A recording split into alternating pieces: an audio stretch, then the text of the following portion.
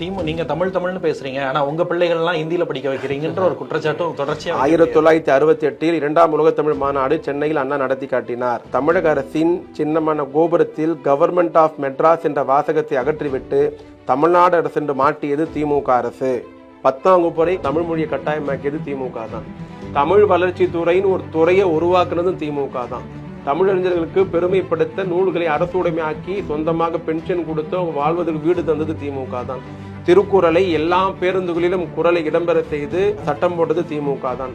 திருவள்ளுவருடைய படத்தை எல்லா அரசு அலுவலகத்தையும் மாட்ட வைத்தது திமுக தான். தமிழ் செம்மொழியாக்குனது யாரு? திமுக தான் ஆச்சு. செம்மொழி மாநாடு நடத்தினது யாரு? திமுக தானே. தமிழ் வழியில் படித்தால் அரசு பள்ளியில் அரசு வேலையில் முன்னுரிமை தந்தது யாரு? திமுக தானே. தமிழ்நாட்டுக்கு சென்னை மாகாணத்துக்கு தமிழ்நாடு பேர் வச்சது யாரு? திமுக தானே.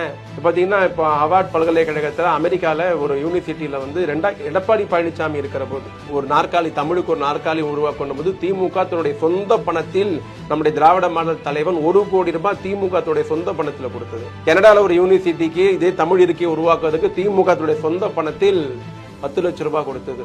இப்போ 2023 அமெரிக்கால ஒரு யூனிவர்சிட்டிக்கு தமிழ்நாடு அரசு $30 லட்சம், $2,50,00,000 அரசு நிதி உதவியாக இருந்தது. உள்ளூர் முதல் உலகம் வரையில் தமிழை வளர்ப்பதற்கு திராவிட முன்னேற்ற கழகம், அண்ணா இருந்த போதும் கலைஞர் இருந்த போதும் இப்பொழுது இருக்கிற நம்முடைய தலைவர் இருக்கிற வரையில் பல்வேறு திட்டங்களை தமிழ் மொழிக்காக இந்த அரசு செய்திருக்கிறது.